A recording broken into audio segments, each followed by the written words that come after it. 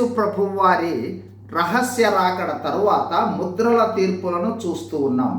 మొదటి ముద్ర విప్పినప్పుడు ప్రపంచమును ఏలు నియంత అంత్యక్రీస్తును చూచాం. రెండవ ముద్ర రక్తపాతాన్ని, మూడవ ముద్ర రాబోవు కరువును, నాలుగవ ముద్ర భూమి మీద 4వ వంతు నశింపును, 5వ ముద్ర హతసాక్షుల కేకలను, 6వ ముద్ర విప్పుట ద్వారా సింహాసనాసీనుడును మరియు గొర్రెపిల్ల ఉగ్రతలను చూచాము.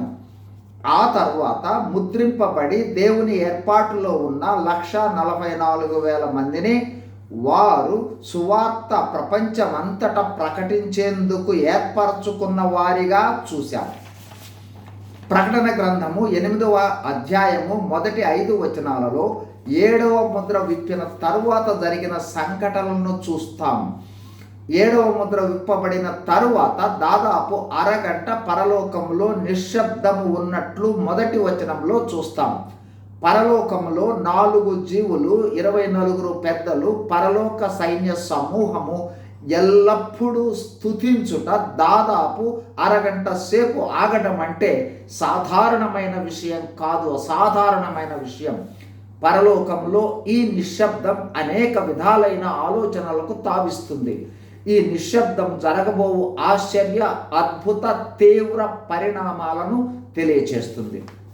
ఈ నిశ్శబ్దం తరువాత దేవుని ఎదుట నిలుచున్న 7 దూతలకు బూరలు ఇవ్వబడినట్లుగా యోహాను చూచాడు.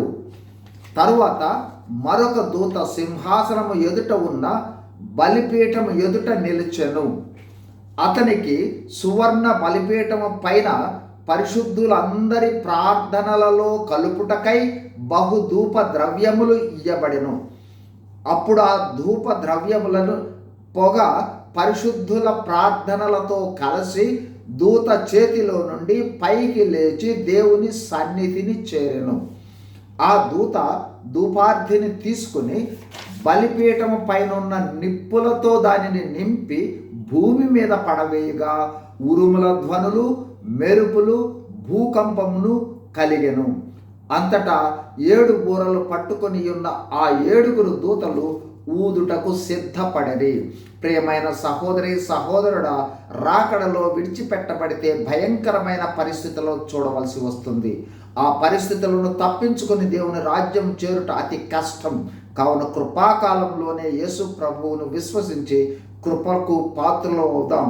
రాకడలో ఎత్తబడుటకు సిద్ధపడదాం, అనేకులను సిద్ధపడదాం. God bless you. Thank you.